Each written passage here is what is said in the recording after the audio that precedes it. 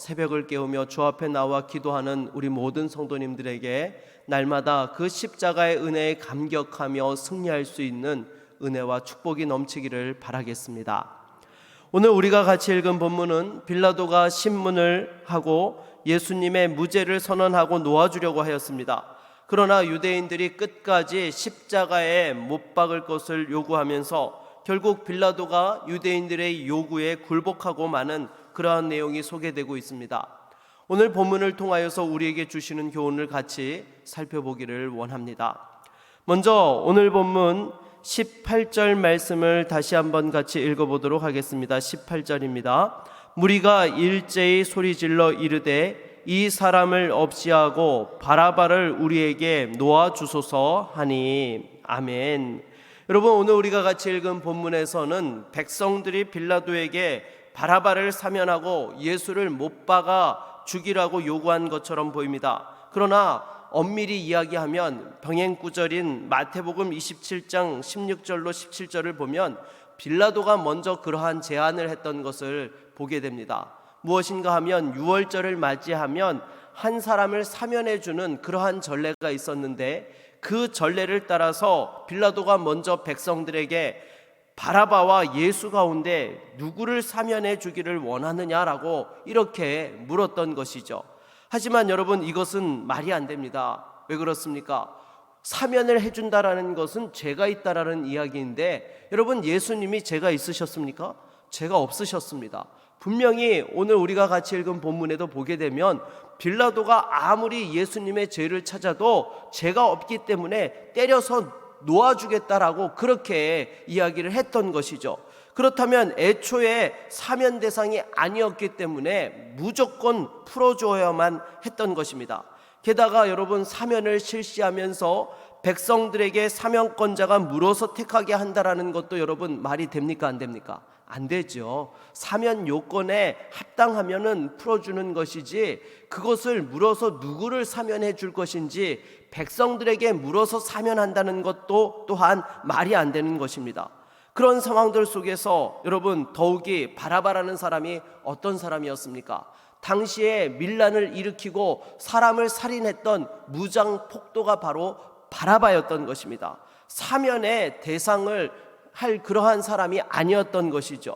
아마도 빌라도는 이처럼 말도 안 되는 극단적인 이 바라바와 예수를 놓고 백성들에게 선택하게 하면 당연히 예수를 선택할 것으로 나름 머리를 굴렸던 것입니다. 그러나 대제사장과 또한 백성의 장로들은 예수님을 죽이는 것만을 목표로 삼고 있었기 때문에 백성들을 선동해서 말도 안 되는 바라바를 사면해 달라고 했던 것이죠. 여기서 우리에게 주시는 교훈이 무엇입니까? 먼저 불의한 요구는 단호하게 물리쳐야 한다라는 것입니다. 아무리 백성들이 밀란이 날 것처럼 보여도 여러분, 실상은 밀란이 일어날 수 있습니까? 없습니다. 종교 지도자들이 백성들을 거짓으로 선동한 것이기 때문에 결정적인 순간에는 더 이상 그 선을 넘어갈 수 없다라는 것이죠. 하지만 눈앞에 보이는 현상에 속아서 편법으로 처리하려다가 오히려 그것이 올무가 되어서 불의에 타협하고 말게 되었던 것입니다. 물론 종교 지도자들과 백성들이 아주 교묘했지요. 요한복음 19장 12절을 보면 이러함으로 빌라도가 예수를 놓으려고 힘썼으나 유대인들이 소리질러 이르되 이 사람을 놓으면 가이사의 충신이 아니니이다. 무릇 자기를 왕이라 하는 자는 가이사를 반역하는 것이니이다 라고 이렇게 말했던 것이죠. 사실 이 말에 빌라도가 넘어졌던 것입니다. 이 말대로라면 여러분, 백성들이 사실은 바라바를 놓아달라고 요구하면 안 되는 것이죠. 로마에 반역죄를 짓고 밀란을 일으켰던 사람을 놓아달라고 하면서 가이사에게 충성을 다하고 그 빌라도를 향해서는 가이사의 충신이 아니라고 말하는 것은 논리상 맞지 않는 말입니다. 그런데 어찌되었든 밀란이 날까 두려웠던 빌라도는 결국 종교 지도자들과 백성들의 요구에 무릎을 꿇고 말았던 것이죠. 물론 빌라도 나름대로의 합리화도 있었을 것입니다. 한 사람을 지키기 위해서 밀란을 감수하는 것보다는 밀란을 막기 위해서 한 사람을 희생하는 것이 낫다라고 말이죠. 그러나 엄밀히 이야기하면 여러분, 이것도 말이 안 되는 것이죠. 그 한 사람이 어떤 사람이었습니까? 지구상에 가장 의로운 의인이셨다라는 것이죠. 율법의 요구를 완벽하게 완성하신 우리 주님이셨다라는 것입니다. 그렇다면 여러분, 왜 빌라도는 이러한 불의한 요구에 타협하고 말았던 것입니까? 결국에 사심이 있었기 때문이죠.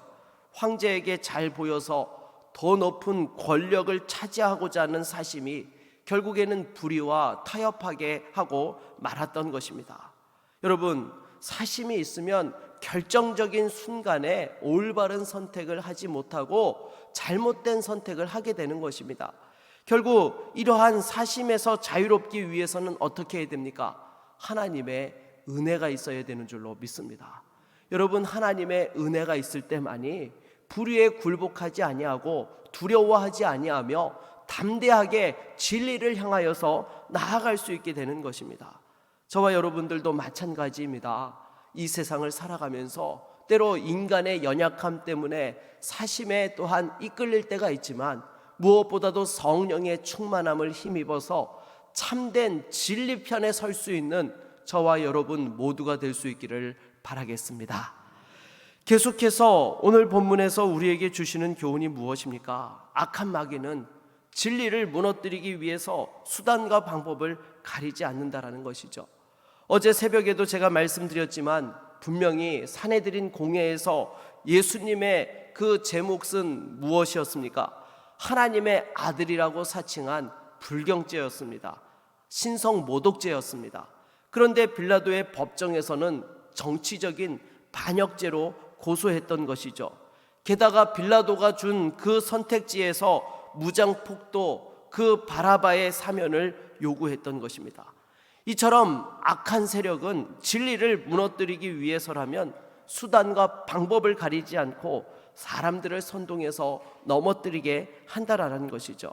이런 악한 마귀에게 이용당하지 않으면 어떻게 해야 됩니까? 영적으로 깨어 있어야 됩니다. 분별력이 있을 때만이 그 속임수에 넘어가지 않고 악한 도구로 이용당하지 않으며 진리편에서 쓰임받을 수 있게 되는 것입니다. 그리고 또 한 가지 여기서 우리에게 주시는 중요한 교훈이 있죠. 이렇게 악한 마귀 사단의 세력이 진리를 거스려 무너뜨리려고 한다 할지라도 하나님께서는 결국에 그 모든 것이 합력하여 선을 이루게 하신다라는 것입니다. 우리 주님을 십자가에 못 박아서 자신들의 그 목표를 달성한 것처럼 보여졌지만 결국에는 어떠한 일이 일어났습니까? 도리어 우리 주님께서 저와 여러분의 모든 죄를 대신 지시고 십자가에 죽으심으로써 구속의 은혜를 베풀어 주시는 결정적인 사건이 되게 하셨다라는 것입니다. 아무리 당장은 악한 자들이 이기는 것 같고 승리하는 것 같아도 결국에는 하나님께서 그 모든 것을 합력하여서 하나님의 구원의 역사를 이루시고 하나님의 그 선하신 경륜을 따라서 그 모든 일이 사용되어지게 한다라는 것입니다.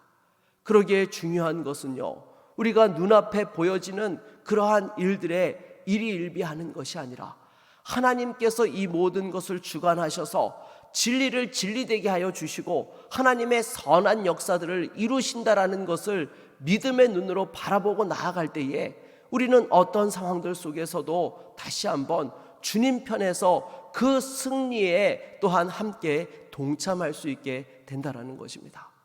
그리고 무엇보다도 저와 여러분의 그 모든 죄악들을 용서해 주시고 다시 한번 새롭게 하여 주시는 그 하나님의 은혜가 우리에게 얼마나 귀하고 소중한지 날마다 감사하며 살아갈 수 있는 우리 모두가 될 수 있기를 바라겠습니다.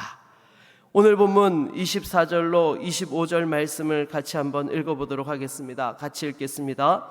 이에 빌라도가 그들이 구하는 대로 하기를 언도하고 그들이 요구하는 자 곧 밀란과 살인으로 말미암아 옥에 갇힌 자를 놓아주고 예수는 넘겨주어 그들의 뜻대로 하게 하니라. 아멘. 여러분, 지금 사형 집행권을 가지고 있었던 사람은 빌라도였습니다. 예수님이 무죄하심을 알고도 십자가에 예수님을 처형케 하셨다라는 것은 엄청난 범죄를 저지른 것이죠. 게다가 오늘 본문에는 나오지 않지만 병행 구절을 보게 되면 빌라도가 이런 말을 하지요.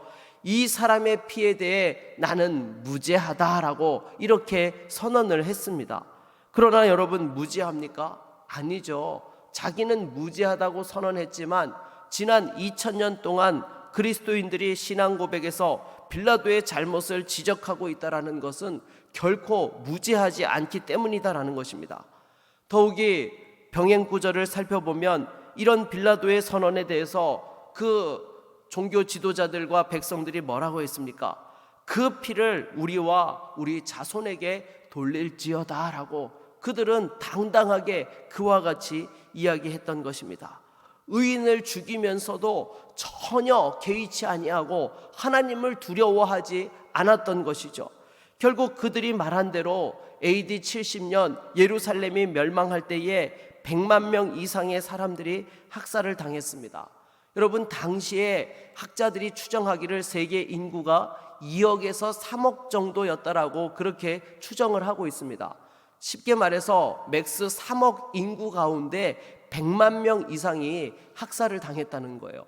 여러분, 오늘날 전 세계 인구가 몇 명입니까? 지금 보니까 76억이 조금 넘었더라고요. 쉽게 말해서 오늘날로 말하면 비율로 따져서 2,500만 명이 이상이 학살되는 그런 일들이 벌어진 것입니다. 엄청난 것이죠. 결국 진리를 거스려서 불의를 행한 자나 그 불의에 굴복한 자 모두 하나님의 진노의 심판을 당했다라는 것입니다. 사랑하는 여러분, 빌라도와 이스라엘 백성들이 당한 그 심판을 또한 우리는 타산지석으로 삼아서 절대로 사람의 논리를 따라서 움직이는 것이 아니라 하나님께서 기뻐하시는 것이 무엇인지 진리편에 설 수 있도록 깨어서 주님과 함께 할 수 있는 믿음의 성도가 되어야 할 줄로 믿습니다. 말씀을 맺겠습니다. 어떤 상황 속에서도 우리가 불의와 타협하지 않고 진리편에 서야 되는 것입니다. 그러기 위해서는 우리 안에 모든 사심과 그 연약함들을 내려놓고 진리편에 설 수 있는 성령의 은혜가 필요한 것입니다.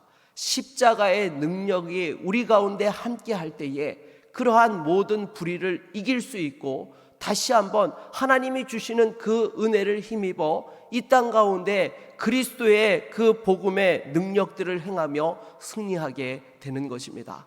오늘 하루의 삶 속에서도 그러한 인간의 불의함 속에서도 도리어 우리의 그 모든 연약함을 대신 지시고 은혜를 베풀어 주신 그 주님의 십자가 사랑에 감사하며 주님과 동행할 수 있는 저와 여러분 모두가 다 되기를 주의 이름으로 축원합니다.